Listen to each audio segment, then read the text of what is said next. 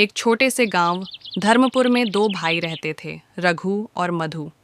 दोनों के माता पिता का बचपन में ही निधन हो गया था। बड़े भाई रघु ने ही अपने छोटे भाई मधु को पाल पोस कर बड़ा किया। उनके पास ज़्यादा ज़मीन नहीं थी, सिर्फ एक छोटा खेत और दो बैल थे। रघु बहुत मेहनती था। वह सुबह 4 बजे उठकर खेतों में काम करता, गायों को चारा देता और फिर घर का सारा काम भी देखता।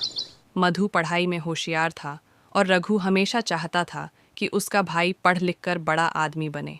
भाग दो, अलग रास्ते समय बीतता गया। मधु स्कूल में टॉप करता गया और अंत में उसे शहर की एक बड़ी यूनिवर्सिटी में दाखिला मिल गया। रघु ने खेत गिरवी रखकर उसके लिए पैसे जुटाए। मधु शहर चला गया और वहाँ की चकाचौंध में पूरी तरह बदल गया। उसने नए दोस्त बनाए, अच्छे कपड़े पहने और पढ़ाई में भी नाम कमाया। कुछ ही सालों में वह एक बड़ी कंपनी में अफसर बन गया।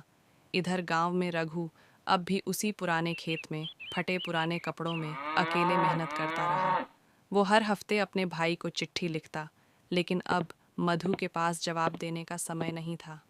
भाई का अपमान एक दिन रघु ने तय किया कि वह अपने भाई से मिलने शहर जाएगा। वह अपने पुराने कपड़े पहनकर शहर के लिए निकला। जब वह कंपनी के ऑफिस पहुंचा तो वहां के गार्ड ने उसे गेट पर रोक दिया। रघु बोला, मैं मधु का बड़ा भाई हूँ, उससे मिलना है। गार्ड हंसने लगा। तुम जैसे आदमी को वो अफसर मिलने देगा? रघु चुपचाप वहां से लौट गया। वह बहुत आहत हुआ, लेकिन उसने किसी से शिकायत नहीं की। पछतावे की आग कई साल बीत गए। मधु ने शादी कर ली, घर बना लिया, लेकिन गांव जाना भूल गया। एक दिन उसे खबर मिली कि रघु बहुत बीमार है। जब वह गांव पहुंचा तो देखा कच्चे घर में एक बूढ़ा आदमी खाट पर पड़ा है। वही रघु जिसने उसे पाल पोस कर बड़ा किया था। रघु की आंखों में आंसू थे, लेकिन शिकायत नहीं थी।